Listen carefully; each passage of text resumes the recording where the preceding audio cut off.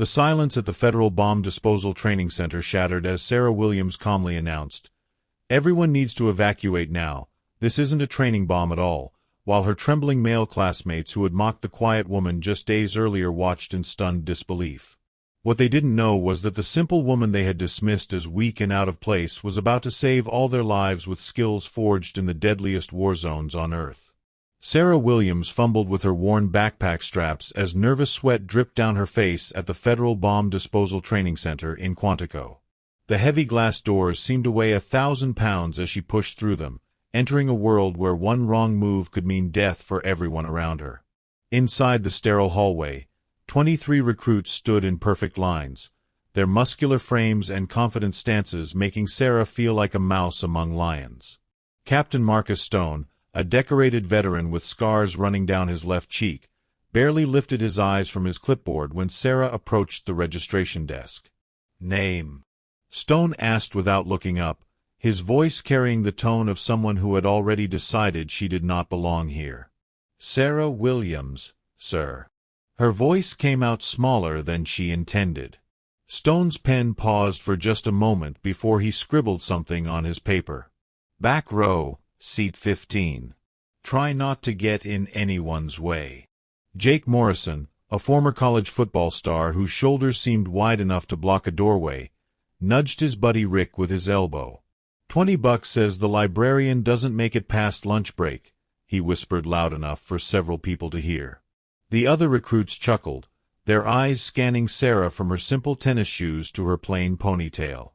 She clutched her backpack tighter and made her way to the designated seat, feeling every stare burn into her back. "Ladies and gentlemen," Stone announced, his voice echoing through the training room, "welcome to the most dangerous job training in America. 60% of you will quit before the week ends. The other 40% might actually save lives someday." His cold eyes swept across the room, lingering on Sarah for just a second longer than the others.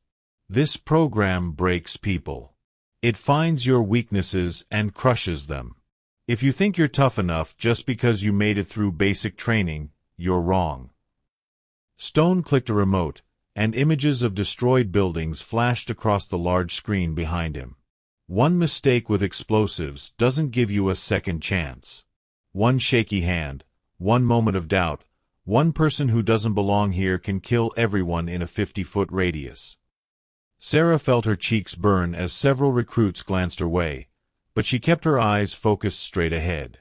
The first lesson began with identifying basic bomb components spread across metal tables. While Jake and his friends rushed forward, grabbing pieces and showing off their knowledge, Sarah approached her assigned table quietly. She picked up each component with careful hands, examining the wires and circuits with an intensity that surprised even herself. "Time's up," Stone called after 30 minutes. One by one, he checked each recruit's work. Jake had correctly identified 7 out of 10 components. Rick managed 8. Most others fell somewhere in between, their confident smiles fading as Stone marked their papers with red ink. When Stone reached Sarah's table, his expression shifted from bored dismissal to something resembling surprise. Every single component was correctly identified, labeled with neat handwriting that showed detailed knowledge of explosive devices. "Interesting," Stone muttered, but he said nothing else and moved on to the next student. During the lunch break, Sarah sat alone at a corner table, unwrapping a simple sandwich while the male recruits gathered in loud groups, sharing stories of their military experiences and weekend adventures. She could hear fragments of their conversations, filled with references to combat missions and dangerous assignments that made her own quiet life seem insignificant.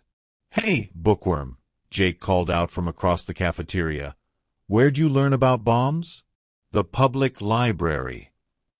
Several recruits laughed, and Sarah felt her face flush red again. She took a small bite of her sandwich and didn't respond, but something flickered in her eyes that none of them noticed.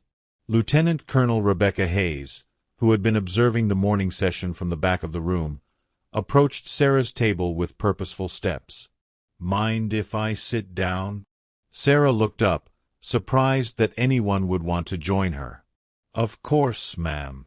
Hayes settled into the plastic chair across from her. Your work this morning was impressive. Very thorough, very accurate. That kind of precision usually comes from experience, not textbooks. Sarah's sandwich suddenly felt difficult to swallow. I just pay attention to details. Some details can't be learned from books, Hayes said, her sharp eyes studying Sarah's face. They have to be lived. Before Sarah could respond, a piercing alarm shattered the peaceful cafeteria atmosphere, sending every recruit scrambling to their feet with wide, frightened eyes. Red emergency lights bathed the training facility in an eerie glow as recruits stumbled over chairs and tables, their earlier confidence evaporating like morning mist. The alarm's shrill cry seemed to come from every direction at once, making it impossible to think clearly. This is not a drill, Stone's voice boomed over the intercom system, his usually controlled tone carrying an edge of genuine concern. All personnel report to the main training hall immediately. Sarah moved through the chaos with unusual calm, her steps steady while others rushed around her in panic.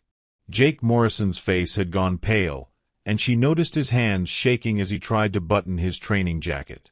Inside the main hall, Stone stood beside a metal table where a suspicious package sat under bright lights. The rectangular box, roughly the size of a textbook, had wires visible through gaps in its brown paper wrapping. A small digital display showed numbers counting down, 1147, 1146, 1145. A janitor found this device in the south corridor 20 minutes ago, Stone explained, his military bearing intact despite the sweat forming on his forehead. Local bomb disposal units are 22 minutes away. The timer shows we have less than 12 minutes.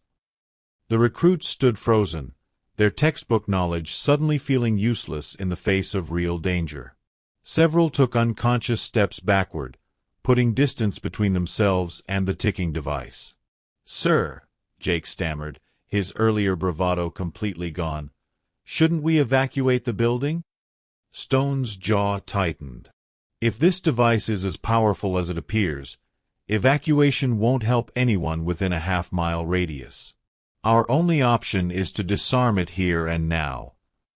Two senior instructors approached the device first, their hands hovering uncertainly over the exposed wires. Sarah watched as they examined the mechanism, their confident expressions gradually shifting to confusion and fear. I've never seen this configuration before, admitted Sergeant Davis, a 20-year veteran with multiple tours in Iraq. His voice carried the weight of someone who had just realized his expertise might not be enough.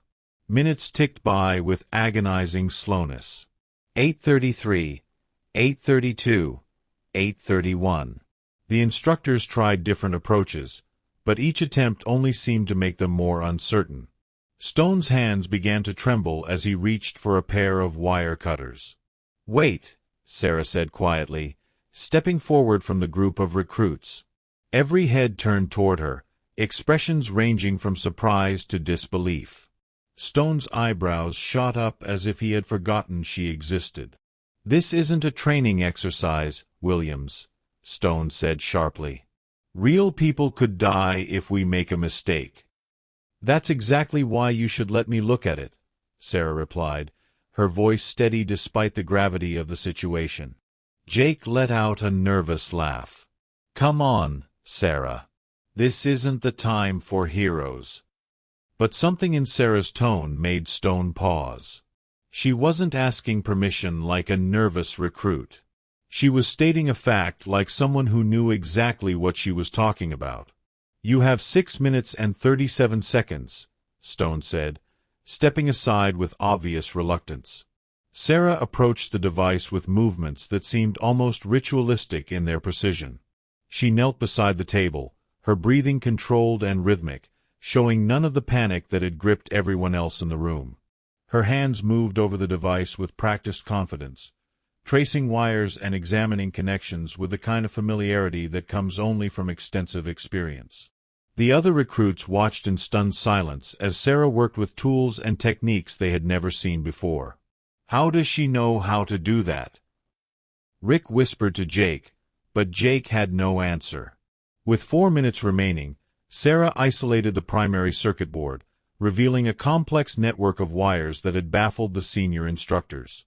Her movements remained steady and purposeful, each action calculated and deliberate. 3:45, 3:44, 3:43. Sarah's fingers found a specific wire buried deep within the mechanism, following it to a connection point that wasn't visible from the outside. As she prepared to make the crucial cut, her expression suddenly changed from focused concentration to deep concern.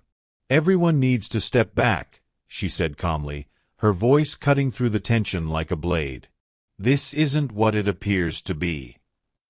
Stone moved closer instead of backing away. "What do you mean?"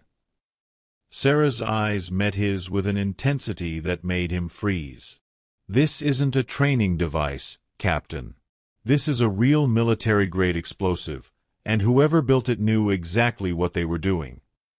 Sarah's hands froze above the exposed wires as the digital timer continued its relentless countdown. 2:47, 2:46, 2:45. Her declaration that this was a real military explosive had turned the training room into a pressure cooker of fear and disbelief, with recruits backing away from the device like it might explode at any second. "What do you mean military grade?" Stone demanded, his voice cracking slightly as he processed the implications.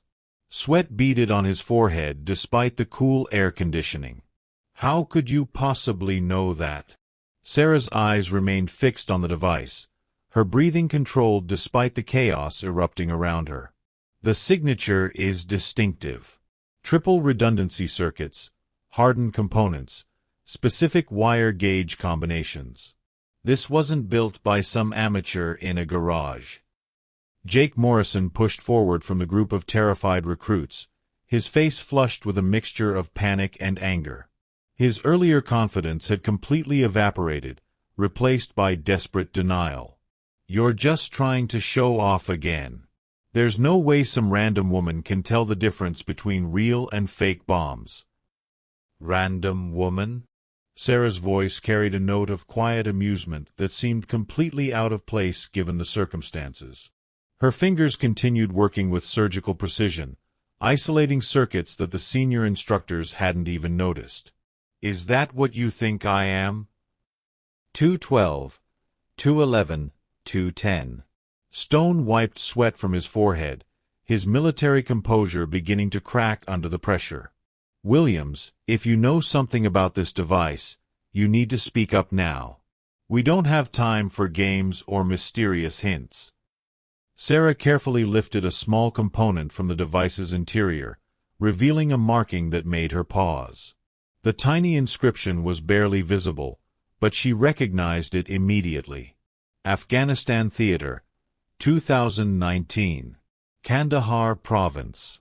I've seen this exact configuration before." Her voice carried the weight of experience that silenced every skeptical comment in the room. The training hall went deadly quiet except for the mechanical ticking of the countdown. Even Jake's mocking expression faded as he registered the absolute certainty in Sarah's tone. Something about the way she handled the device spoke of experience that couldn't be faked. "You served overseas?" Lieutenant Colonel Hayes stepped closer, her trained eye recognizing something in Sarah's posture that others had missed. The way Sarah held herself, the precise movements of her hands, the calm focus under extreme pressure, these were the hallmarks of someone who had faced death before. 2 tours, explosive ordnance disposal, 101st Airborne Division. Sarah's words fell like stones into still water, creating ripples of shock throughout the room.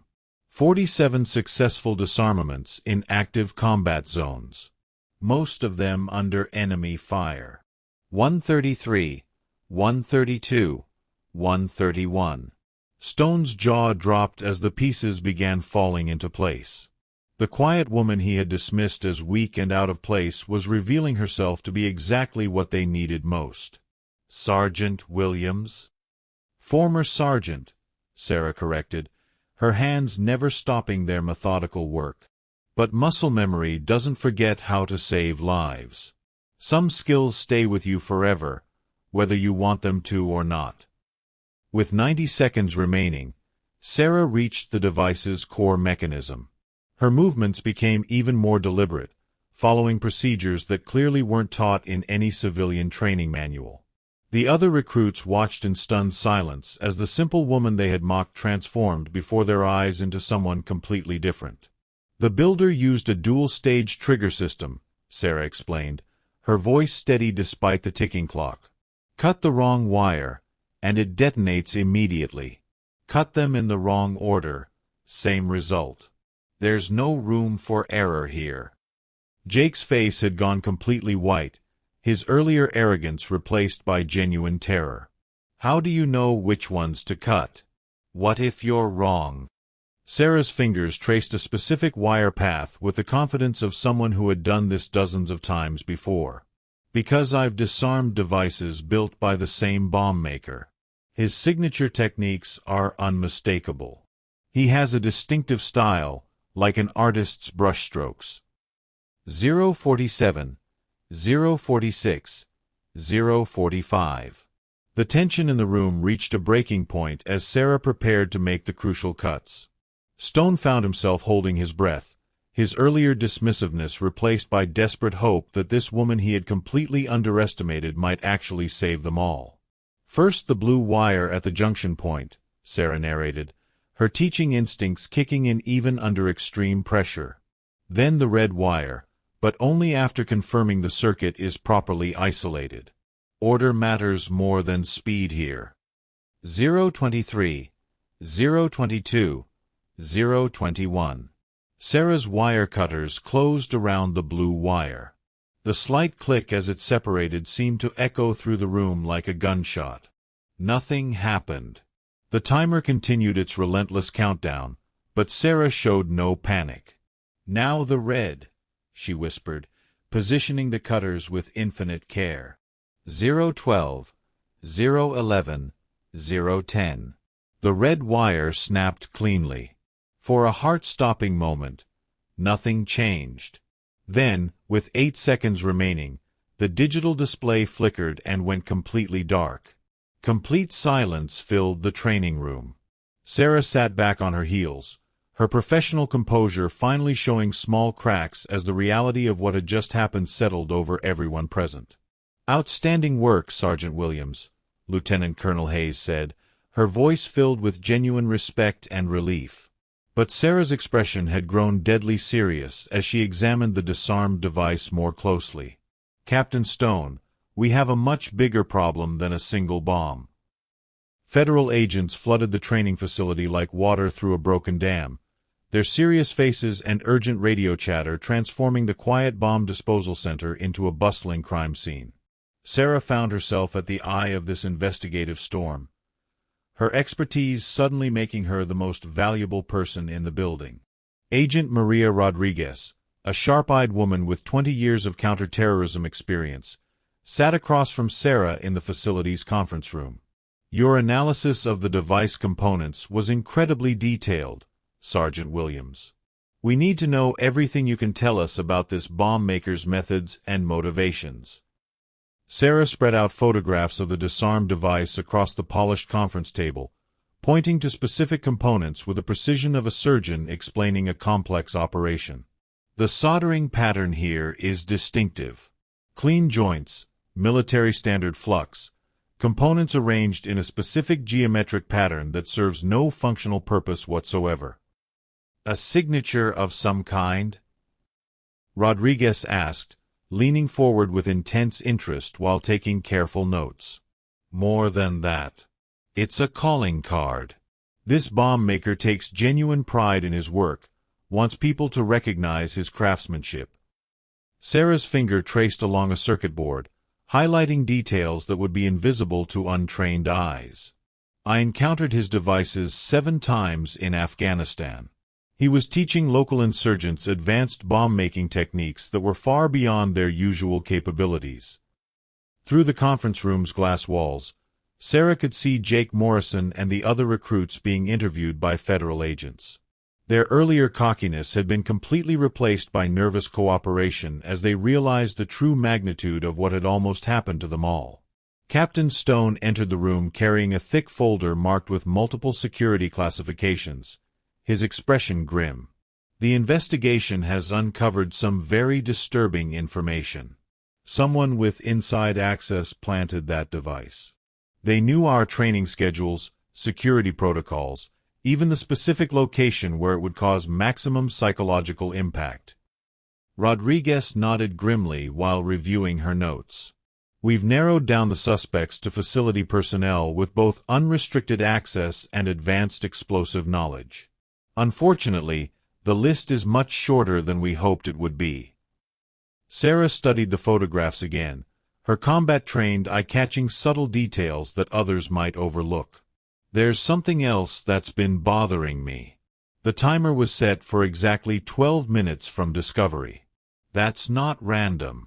Someone wanted to create maximum panic, but still allow just enough time for an expert to potentially disarm it. What are you suggesting? Stone asked, his brow furrowed in confusion as he tried to follow her reasoning. This was a test, Sarah replied, her voice carrying absolute certainty born from years of analyzing terrorist tactics. Someone wanted to see how the facility would respond to a real threat. They were gathering intelligence about our capabilities, response procedures, and personnel competency levels. Rodriguez exchanged a meaningful glance with Stone, both recognizing the implications immediately. That suggests we're dealing with someone planning a much larger operation. This bomb was essentially reconnaissance for something bigger. Outside the conference room, Sarah could see Lieutenant Colonel Hayes speaking intensely with two men in expensive suits who had the unmistakable bearing of high-ranking government officials. The conversation looked heated, with Hayes gesturing emphatically toward the training areas while the officials appeared to be arguing about something urgent. There's another possibility we need to seriously consider, Sarah said quietly, drawing everyone's attention back to her analysis. The bomb maker might not be working alone. The level of intelligence required to plan and execute this operation suggests multiple people with different areas of specialization. Stone's phone buzzed with an urgent message, and his face went pale as he read the text.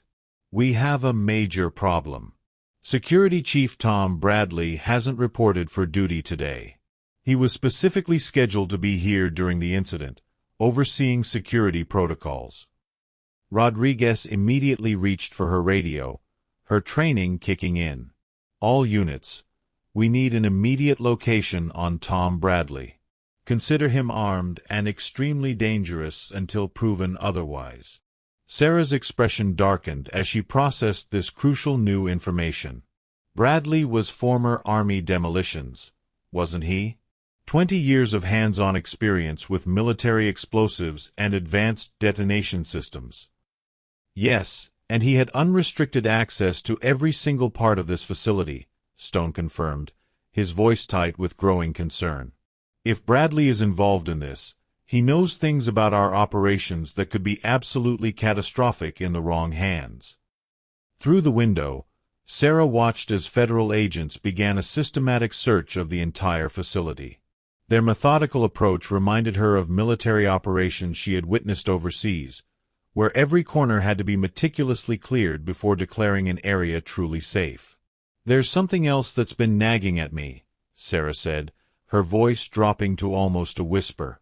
If Bradley built that device, he's been planning this operation for months. The components weren't assembled recently. The chemical signatures on the explosive compounds suggest they've been aging for at least 90 days. Rodriguez's eyes widened with alarm.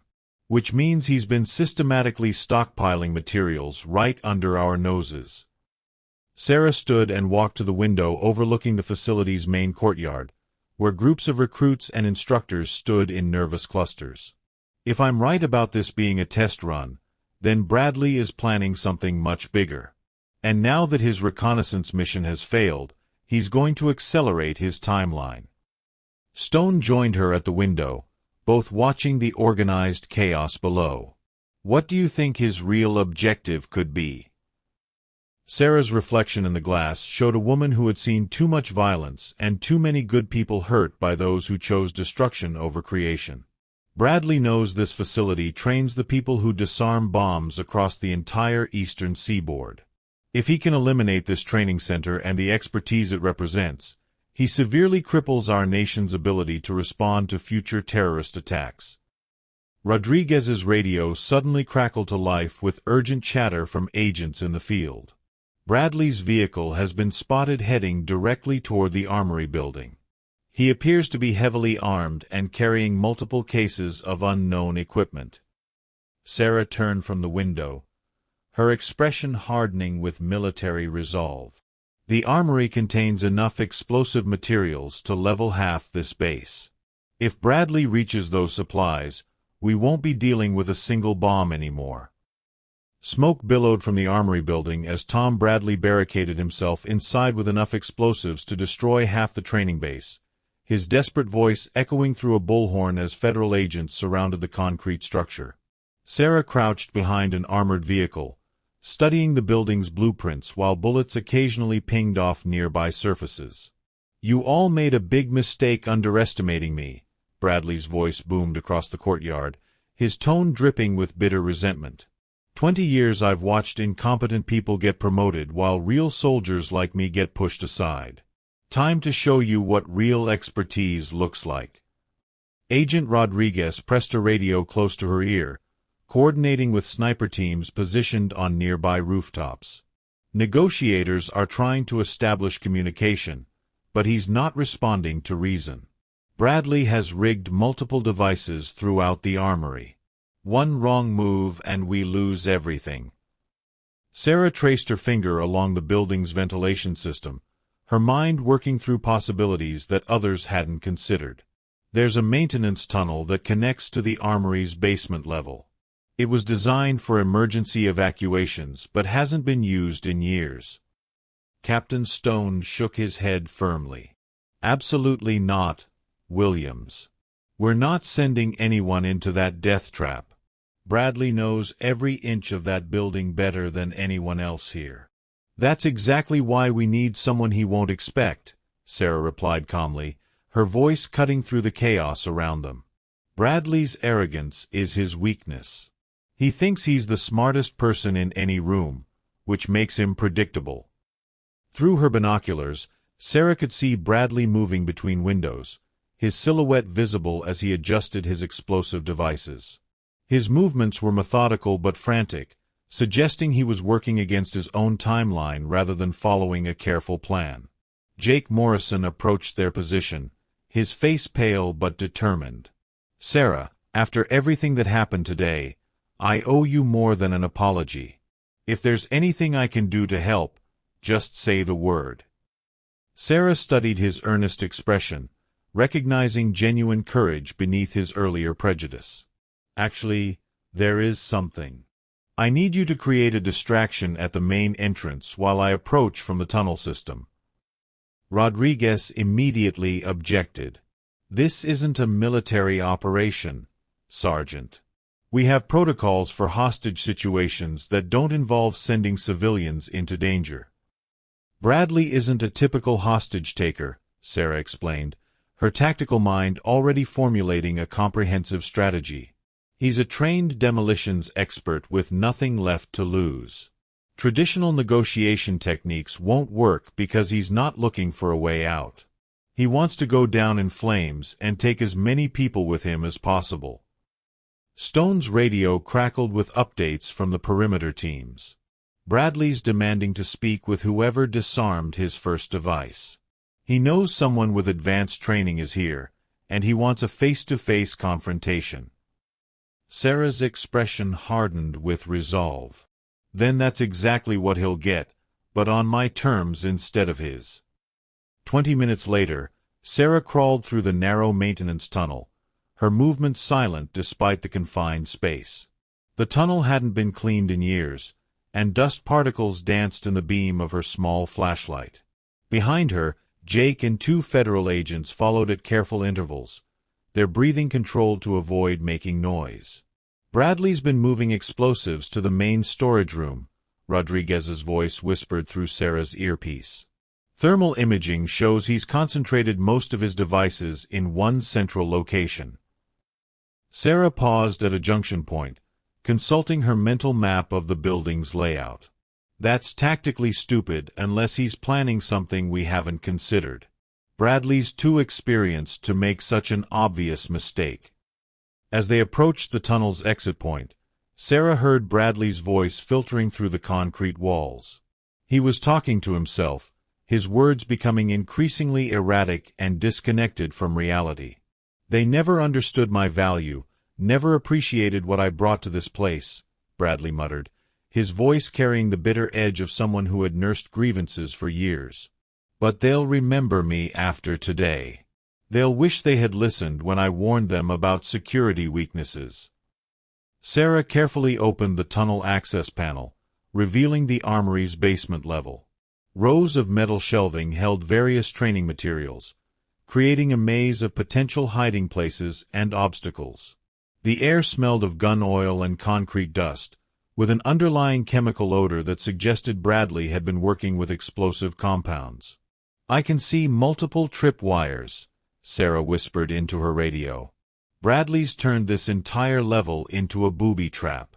He's not just planning to blow up the building, he's trying to take out anyone who comes after him." Stone's voice crackled through her earpiece. "Williams, get out of there now. We'll find another way to handle this situation." But Sarah had already spotted something that made her blood run cold. Bradley hadn't just rigged the armory to explode. He had created a sophisticated network of devices that would trigger a chain reaction throughout the entire training facility. "Negative, Captain. If Bradley detonates those charges, we lose more than just the armory. The blast will reach the main training building where all the recruits are still gathered." Jake's voice came through her radio, tight with concern. "Sarah, what do you need us to do?" Sarah studied the complex web of wires and devices Bradley had constructed, recognizing patterns from her combat experience.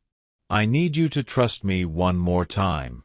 And I need everyone to be ready for whatever happens next."